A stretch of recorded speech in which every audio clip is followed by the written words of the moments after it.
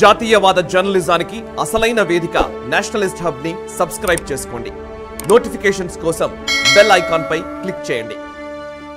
ఇంకోటి ఏంటంటే సార్, పాకిస్తాన్కి సంబంధించిన వార్త ఉంది సార్. పాకిస్తాన్లో డిఫెన్స్ మినిస్టర్ ఖ్వాజా ఆసిఫ్ సోమవారం నాడు targeted violence in the name of religion జరుగుతోంది, అది మైనారిటీస్, పాకిస్తాన్లోని మైనారిటీల పైన దాడులు జరుగుతున్నమాట వాస్తవమే, వాళ్ళు సేఫ్గా లేరు అని అంగీకరించాడు. సో దీని గురించి మీరు చెప్తారా ఏమైనా?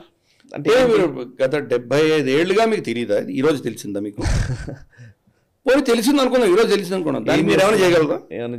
ఏమైనా ఆపగలరా? ఇది ఎందుకు జరిగింది అంటే కనుక, తను ఖ్వాజా ఆసిఫ్ అన్నటువంటి వ్యక్తి ఈరోజు డిఫెన్స్ మినిస్టర్.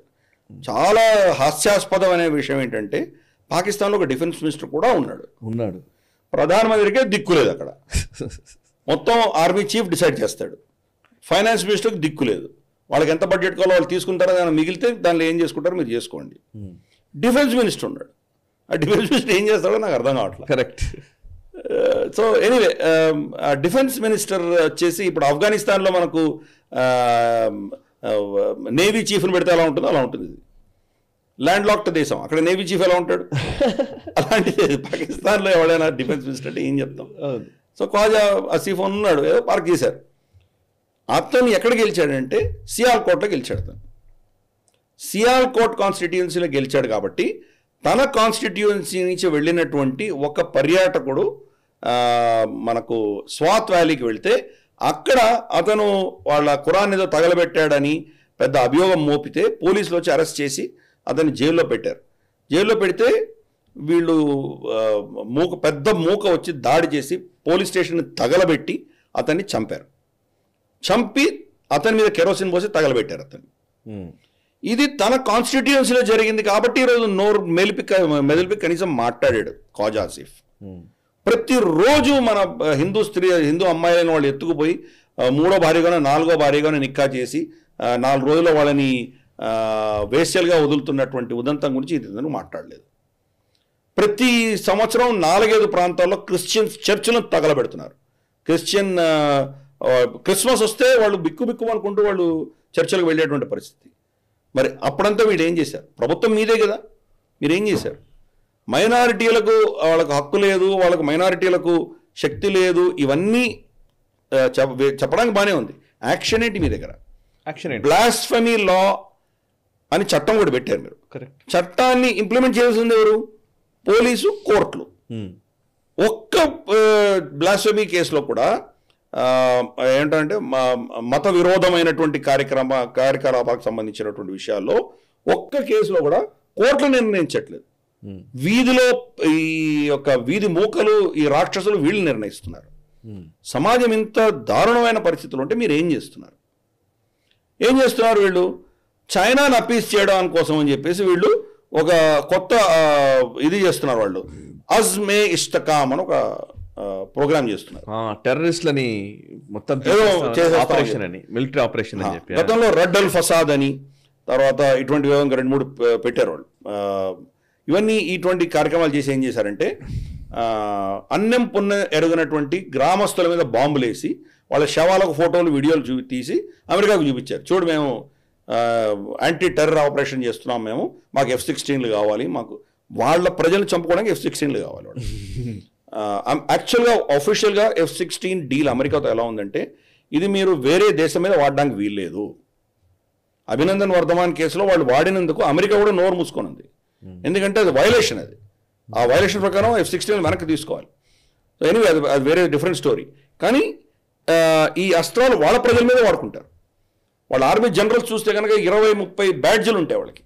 వాళ్ళు ఏ యుద్ధాలు చేశారు, ఎక్కడి నుంచి వచ్చాయి బ్యాడ్జీలు, అవన్నీ వాళ్ళ ప్రజల్నే చంపుకుంటారు. అలాగే ఈ అజ్మే ఇష్టకామ్ పేరిట వాళ్ళ ప్రజల్నే వాళ్ళు చంపి చైనాకు చూపిస్తారు. చూడు, మేము చాలా అద్భుతంగా చేసామని చెప్పుకుంటారు. కరెక్ట్. ఆ పైసలు తీసుకుంటారు. అంటే ఏది రాష్ట్రమైనా కంప్లీట్గా సిగ్గు చచ్చిపోయి వాళ్ళకు ప్రజల మీద ఎటువంటి గౌరవం లేనటువంటి ప్రభుత్వం ప్రపంచంలో ఏదైనా ఉందంటే పాకిస్తాన్. ఓకే. కాబట్టి ఈరోజు అటువంటి వ్యక్తిని వాళ్ళు తగలబెట్టి చంపితే, గత 2-3 సంవత్సరాలు ఆల్రెడీ 4-5 ఘటనలు జరిగాయి ఇలాంటివి. ఏం చేయగలుగుతున్నారు?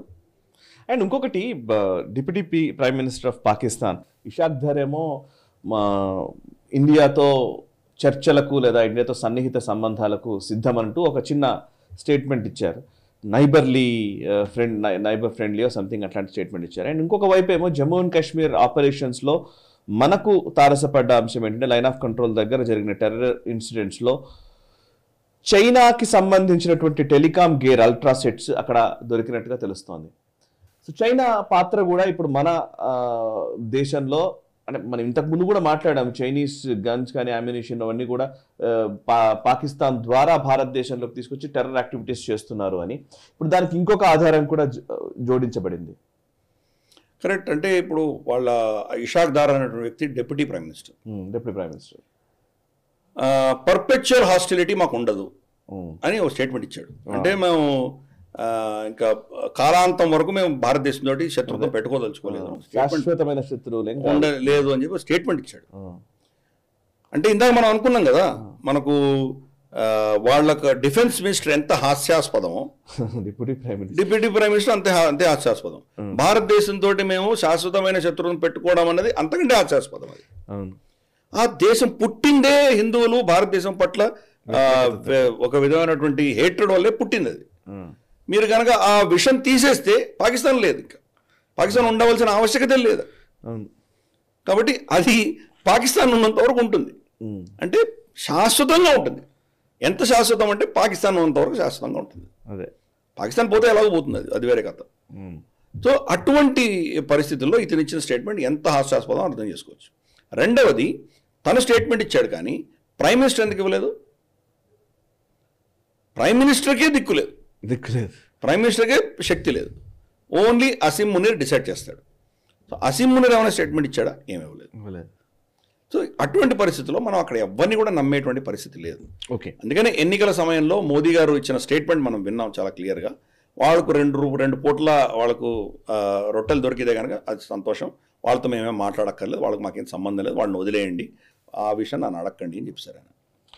ఓకే సార్, చివరిగా ఒక అంశము, బొలీవియాలో కూకి ప్రయత్నం చేశారు ఆర్మీ సోల్జర్స్ని, వాళ్ళని మొత్తానికి ఆ కూ జరగకుండా అడ్డుకోవడం జరిగింది. అండ్ కెన్యాలో కొంత ప్రొటెస్ట్లు జరుగుతున్నాయి. ఒకసారి ఈ విషయాన్ని గురించి కొంచెం వివరిస్తారా? ఏం జరుగుతుంది అసలు బొలీవియాలో, ఏంటి? అంటే ఈ రెండు కూడాను చైనాతోటి ముడిపడి ఉన్నాయి.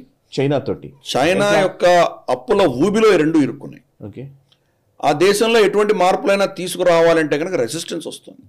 ఫర్ ఇన్స్టెన్స్ కెనియాలో మనం చూసామని కనుక కెనియన్ ప్రెసిడెంట్ ఎవరైతే రూటో అన్నటువంటి వ్యక్తి ఎవరైతే ఉన్నారో అతను ఒక కొత్త ప్రతిపాదన ప్రభుత్వం ఏం తీసుకొచ్చిందంటే ట్యాక్సులు పెంచాలి అని నిర్ణయించారు.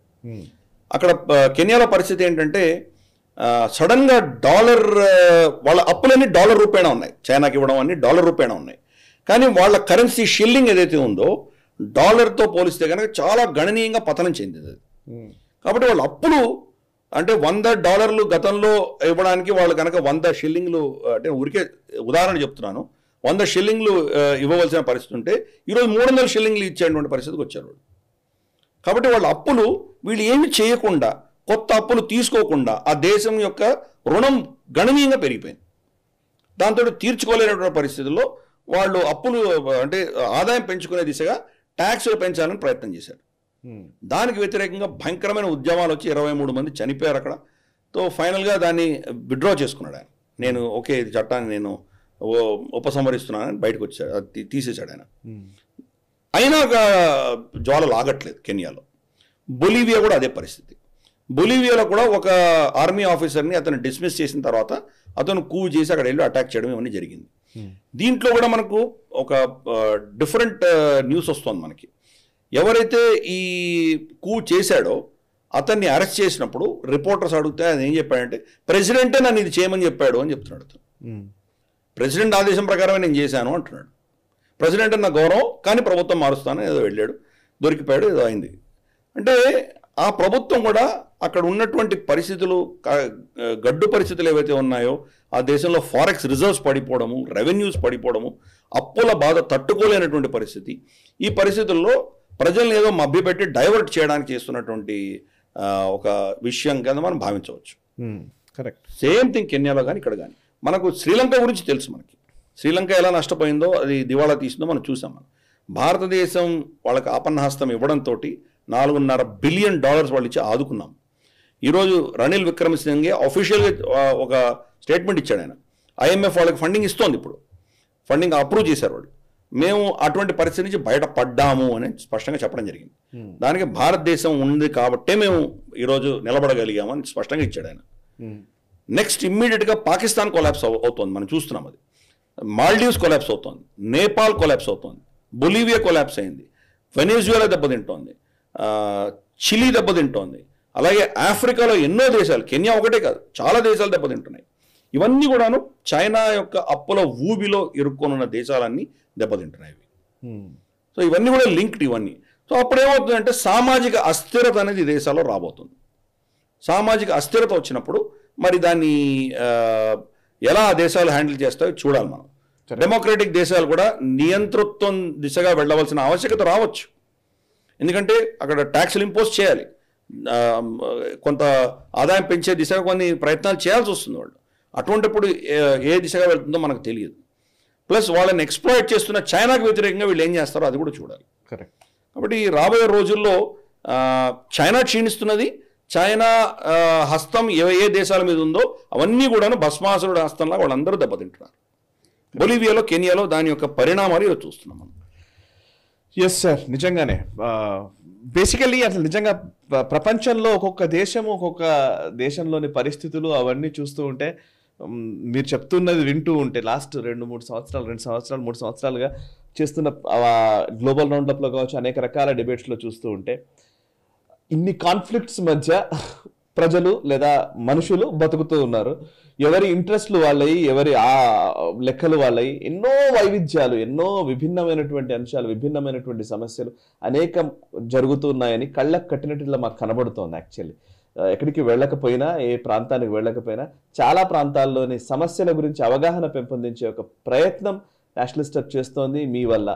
So really thank you very much. అంటే మన ఉద్దేశం ఏంటంటే ఇటువంటి అతలాకుతలమైనటువంటి ప్రపంచంలో మనం ఎందుకు హాయిగా ఉన్నాం, కరెక్ట్, మనం సురక్షితంగా ఎందుకు ఉన్నాం, ఇది మన ప్రజలు అర్థం చేసుకోవాలనే ఉద్దేశంతో మనం చెప్తున్నాం. సరే మన తప్పులు కూడా మనం చెప్తున్నాం, కరెక్ట్, ఏమైనా తప్పులు చేసినా కూడా చెప్తున్నాం మనం. కానీ ఇంతటి బురదలో నిజంగా వికసిస్తున్నటువంటి కమలాన్ని కూడా గుర్తించాలి కదా మనం.